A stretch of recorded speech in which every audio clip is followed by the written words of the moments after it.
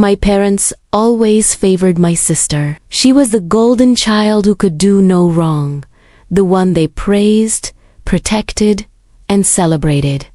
I was the quiet one, the disappointment. They applauded her for marrying a corporate executive and looked at me with pity for marrying a farmer. And at her wedding, they made me sit outside on a plastic chair near the service entrance because an important guest was arriving. I sat there humiliated, holding back tears, unaware that everything I had been hiding for 3 years was about to come out. My name is Emily Watson, and this is the story of how I stopped letting them make me feel small. Growing up, I was constantly compared to my older sister, Victoria. She was everything my parents admired: a beauty pageant winner, sorority president, and marketing executive. I chose a different path. I studied agricultural science and sustainability, cared about food systems, land, and long-term impact.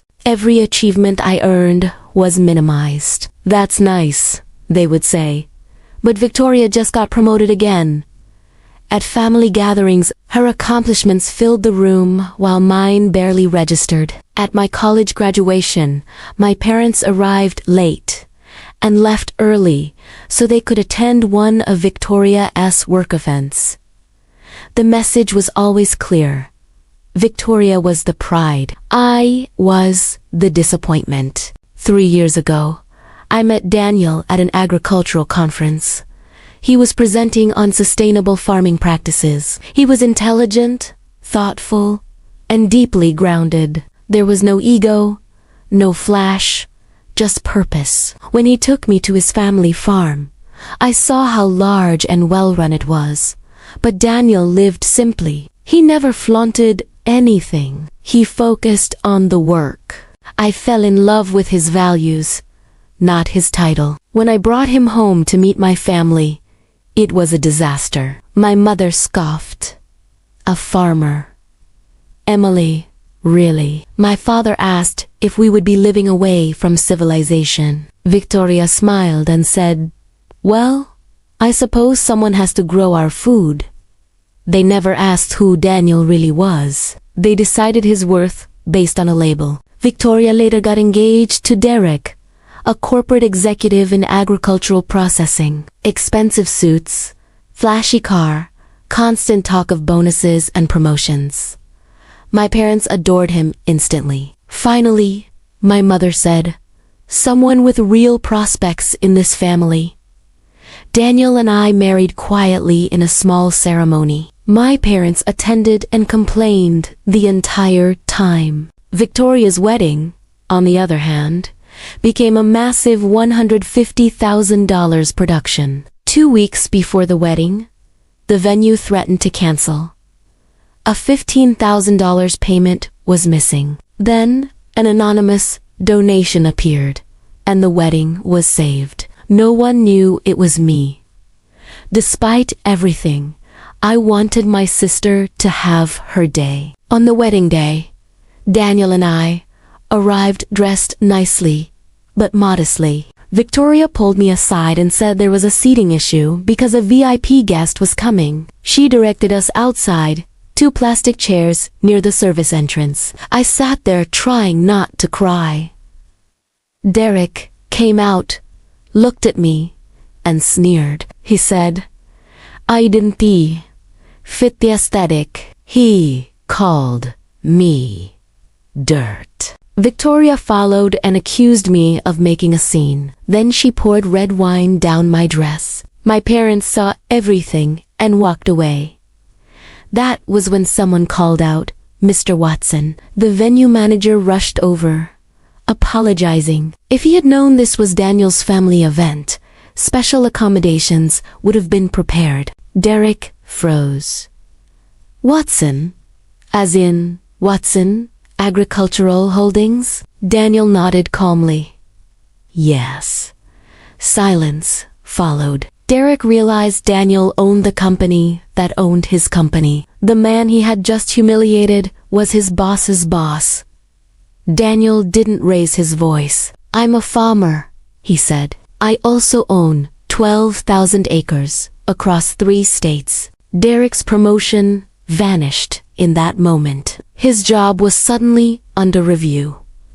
The venue manager added another detail. Daniel owned the venue and 16 others. Victoria stared at me in disbelief and asked if I knew. I stood up, wine-stained dress and all, and said quietly, "You never asked. You just assumed." The final payment for the wedding was still unpaid. Everyone turned to me.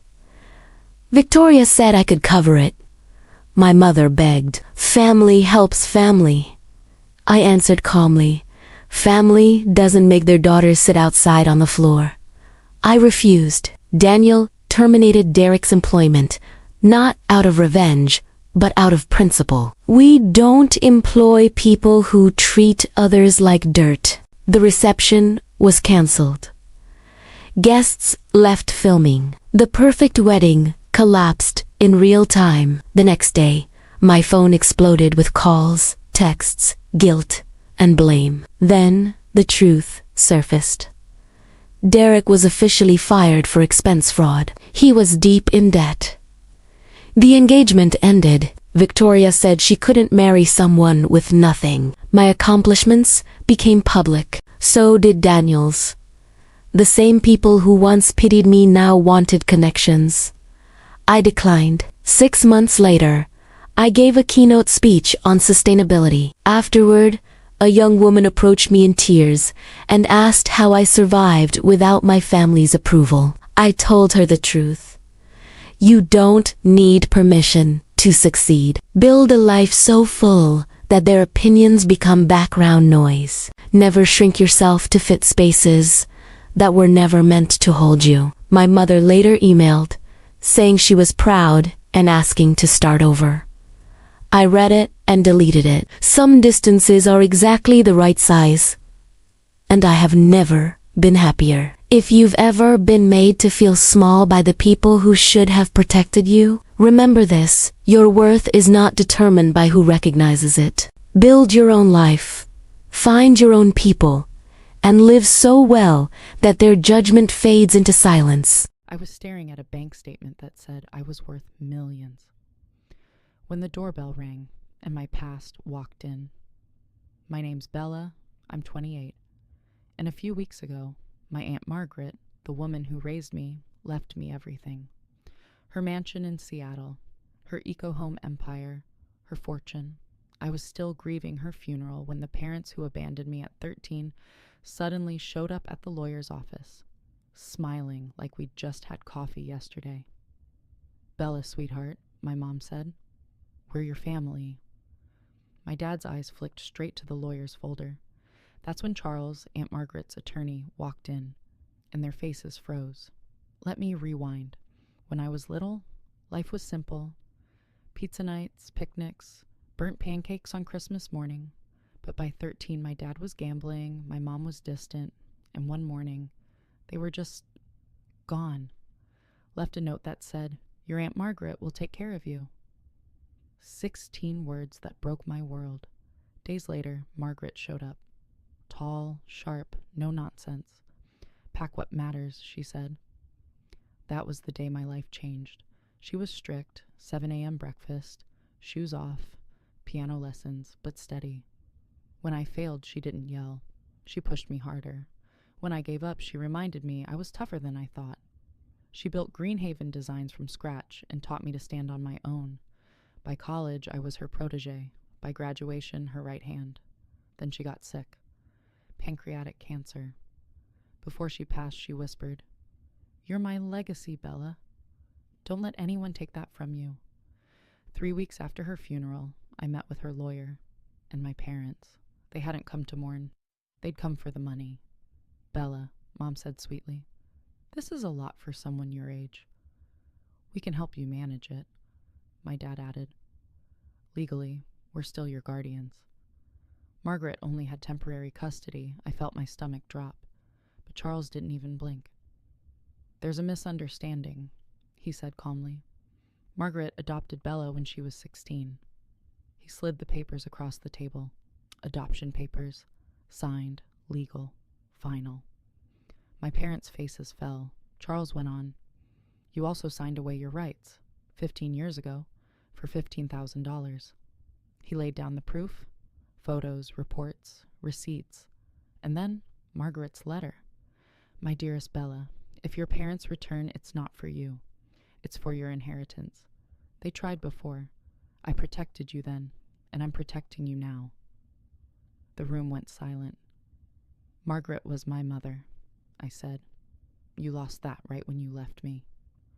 Charles added, "If you challenge the will, everything goes to charity." They stormed out. That night they came to my house, banging on the door. "We were sick, Bella," my dad said. "Addiction. Depression. We thought she could do better." I stared at them. "You knew where I was.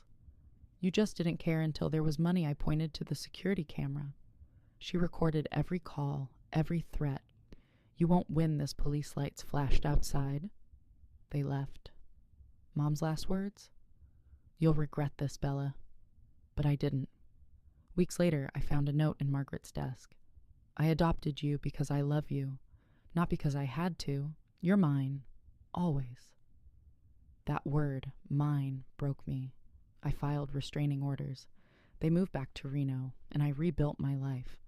I kept Margaret's roses blooming, just like she used to. I grew her company, launched an online store, opened a new location in Portland, and I created the Margaret Hughes Foundation for kids like me. Abandoned, but not broken. Now, every time I walk through her garden, I whisper, "You showed me what family means." Because family isn't who leaves, it's who shows up. And thanks to her, I finally know I was never really alone. If this story hit home, hit that like button and subscribe. And remember, sometimes the family that saves you isn't the one you were born into.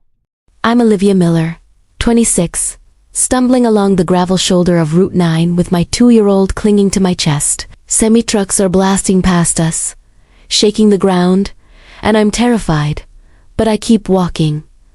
Then tires screech. My father's black truck slams into park right in front of me. He jumps out, face pale with rage, looking at the empty road behind me. "Olivia, where's your vehicle?" He shouts over the traffic. I look him in the eye and finally speak the truth. "Anthony took my keys." He says, "I'm medically unfit to drive. Drop a comment and let me know where you're listening from and what time it is for you right now. I'd love to know who's part of our community." The silence inside my father's truck was heavy, a stark contrast to the roar of the highway we just left. The air conditioning blasted against my face, drying the sweat, but doing nothing for the cold knot in my stomach. Noah had fallen asleep instantly in the car seat, lulled by the vibration of the engine. I looked at his small, peaceful face and felt my hands start to shake. The adrenaline was fading, leaving behind only shame. "How long?" my father asked. He didn't look at me. His eyes were fixed on the road, hands gripping the steering wheel so hard his knuckles were white. He wasn't asking as a dad, he was asking as a police chief interviewing a witness. 6 months, I whispered. "Since Noah turned 80 months old." He took a sharp breath. "Why didn't you tell me?" "Because it didn't look like abuse, Dad. That's the trick. It didn't start with a lock on the door or a raised fist. It started with a casserole. It started with Susan showing up with dinner and saying, 'You look exhausted, Olivia. Let me take the night shift.' And I was exhausted, so I let her. Then it was Anthony saying, 'Babe, why stress about the bills? I'm an accountant. Let me handle the finances so you can focus on Noah.' And I was stressed, so I thanked him. I looked out the window at the passing trees, watching the world blur. I needed him to understand the mechanics of the trap. It's the boiling frog, Dad. You know the story. If you drop a frog in boiling water, it jumps out. But if you put it in cool water and turn the heat up slowly, it cooks to death. before it realizes it's dying. That was my life. The heat went up 1 degree at a time. First, Susan moved into the guest house to help. Then, she was in my kitchen every morning criticizing the nutritional value of the oatmeal I made. Then she was checking my grocery receipts, circling items she thought were wasteful. When I complained, Anthony told me I was being ungrateful. He said I had postpartum anxiety. My father's jaw tightened. Did a doctor say that? Oh, Anthony. Every time I questioned why he moved our savings into a new account I couldn't access, he said I was being paranoid. Every time I asked why Susan had a key to our bedroom, he said I was being difficult. They made me feel like my brain was broken. Last week, I tried to drive to the park and my keys were gone. Anthony said he took them for my own safety because I'd been so scattered lately. He said he was protecting me. I looked down at my hands. They were raw from gripping the carrier straps. They checked my phone. Dad. Every night, Anthony said he was just making sure I wasn't doom scrolling, that it was bad for my mental health. But he was reading my texts. He was tracking my location. I stopped calling you because I didn't want you to worry, and I didn't want them to know I was cracking. I thought if I just behaved better, if I was just calmer, they would give me my life back. My father pulled the truck onto the shoulder of the road and put it in park. He turned to me, and the look in his eyes wasn't anger at me. It was the cold, lethal focus of a man who had hunted predators for 30 years. That is not help, Olivier, he said, his voice low and terrifyingly steady. That is a siege. They isolated you. They disarmed you. And then they took you hostage. We're going back.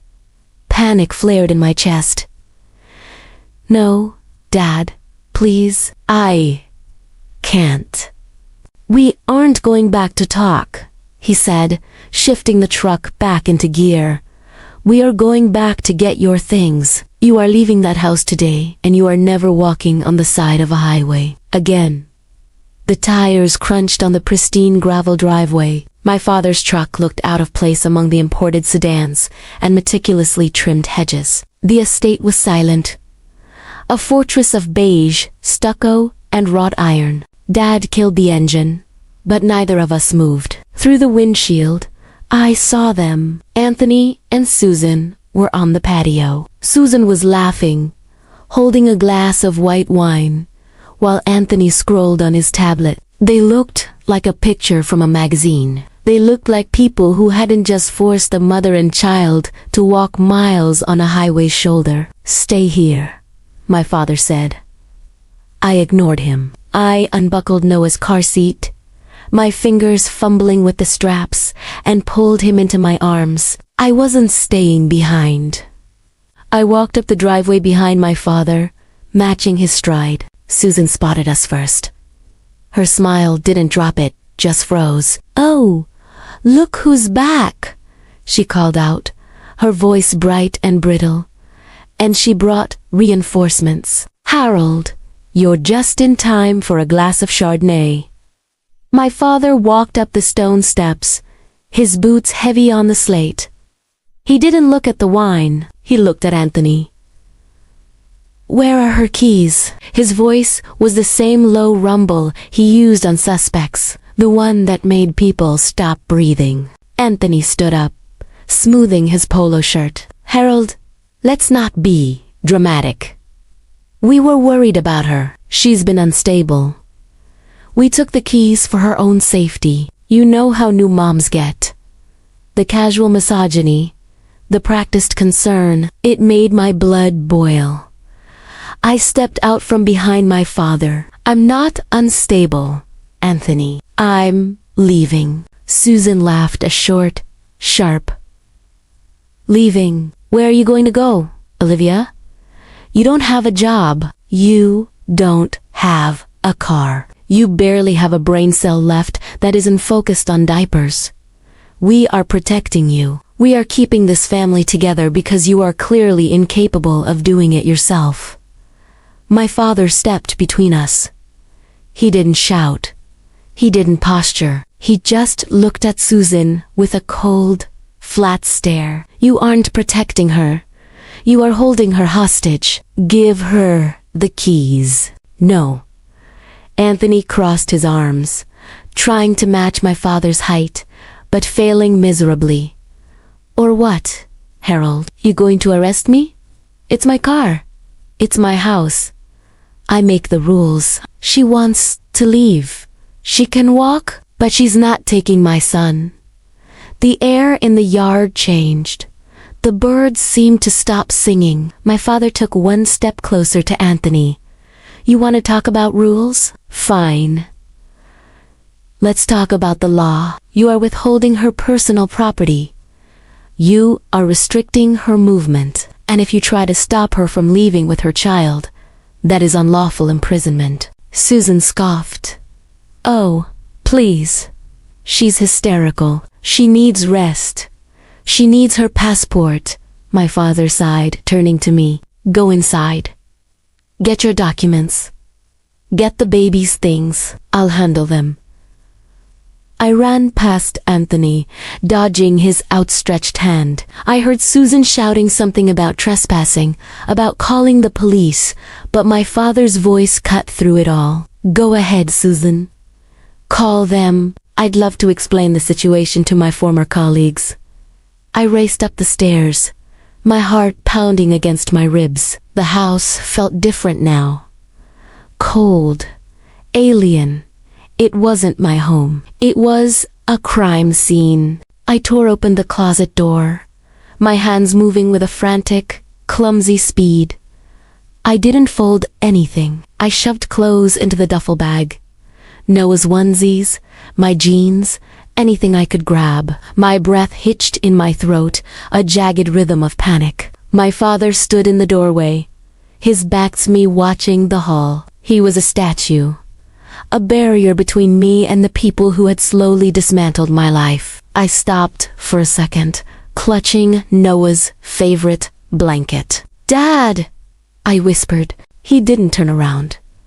His shoulders were rigid. I saw it. Then, 6 months ago, he said, his voice rough with a pain I hadn't expected. The Sunday dinner, when you didn't laugh once. The way you looked at Anthony before you answered a simple question. I saw the light going out in your eyes, Olivia. I froze. I knew. I told myself it wasn't my place, he continued, his voice cracking. I told myself marriage is hard, that I shouldn't interfere, that I was helping by giving you space. I thought I was respecting your boundaries, but I wasn't. I was leaving you behind enemy lines without a weapon. I'm so sorry. The guilt in his voice was heavy. A physical thing. It was the silent regret of the watchman who fell asleep while the castle was breached. I walked over and put a hand on his arm. You're here now, I said. But Dad, you need to know something. I didn't stay because I was weak. He turned to look at me, his eyes searching mine. I stayed because I was terrified that if I left without a plan, they would take Noah. I pulled a hidden folder from under the mattress, the one place Susan never checked because she was too busy inspecting the dust on the baseboards. I opened it. Inside were photos of Anthony's bank statements I'd snapped when he left his laptop open, screenshots of texts between him and Susan discussing how to manage me. I wasn't just surviving. Dad, I said, my voice steadying. I was gathering ammunition. It's the invisible chain of the survivor. You don't yank against the chain because it just chokes you harder. You wait. You pick the lock while they're sleeping. I was waiting for the moment I could leave with Noah and never have to look back. Today was that moment. My father looked at the folder, then at me. He didn't see a victim anymore. He saw his daughter. Let's go, he said. We walked out of the bedroom. Anthony was at the bottom of the stairs, looking up at us with a mix of fury and disbelief.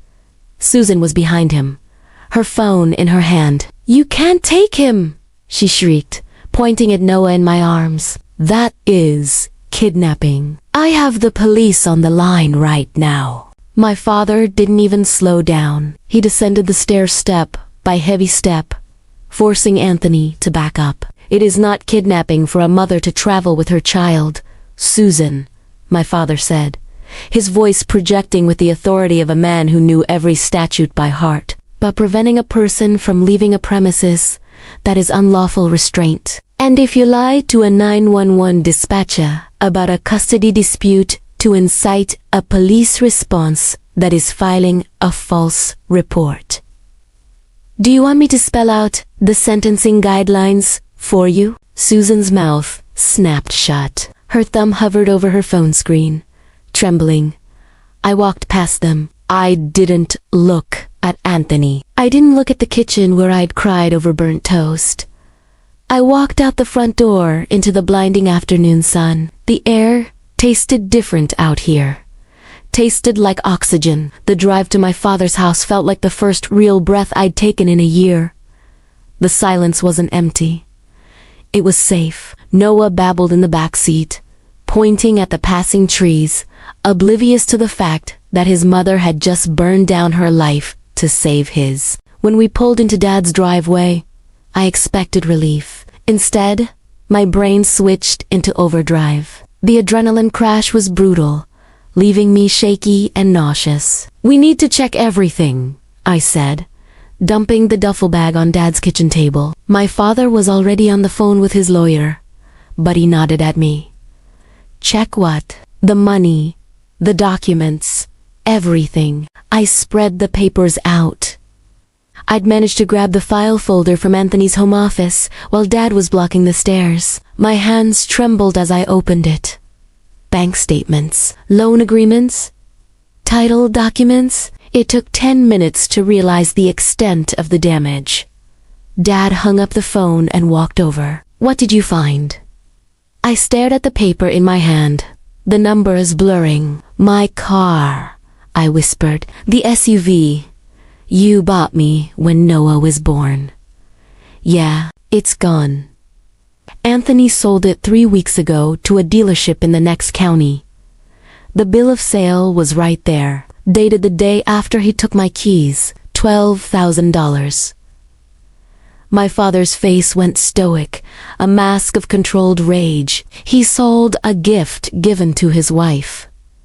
He didn't just sell it. Dad, look at this. I pushed a bank transfer receipt toward him. He used the money to pay off a credit card, but the card isn't in his name. It's in Susan's. Dad picked up the paper. Susan's gambling debt or a failed business venture? Does it matter? They stole my car to pay her bills. But that wasn't the worst of it. I dug deeper into the file, my heart pounding a frantic rhythm against my ribs. There was a loan document from a private lender. $40,000. The borrower listed was Olivia Miller. I didn't sign this, I said, my voice rising in panic. Dad, look at the signature. Looks like Anthony trying to write like you, Dad finished. I felt the room spin. He took out a $40,000 loan in my name, and the educational trust fund, the $56,000 my grandmother left me. I logged into the banking app on my phone, my fingers slipping on the screen. Incorrect password. I tried again. Locked out. I called the automated number, punching in my social security number. The balance of your account ending in 4,492 is $0. I dropped the phone. They had taken everything. The car, the trust fund, my credit. It wasn't control anymore. It was a deliberate attempt to bankrupt me, to trap me with no way out. My father studied the documents, the forged loan, the car sale, the transfers. His expression hardened. This isn't a marriage issue, he said. This is felony fraud. When Anthony and Susan showed up shouting and threatening custody, I opened the door calmly and handed him the envelope. Inside was the proof. Loan documents, bank records, the forged signature. His confidence collapsed as he read. "You stole $56,000, I said. "That's not a marriage. That's a crime." I gave them a choice. Return the money by morning, or the file goes to the district attorney. They left in panic, exposed, and powerless. 3 months later, I locked the door of my own apartment. Small, quiet, chosen by me. My bank balance was modest, but it was mine. Anthony was facing charges. I was rebuilding my life. I wasn't grateful for the cage anymore.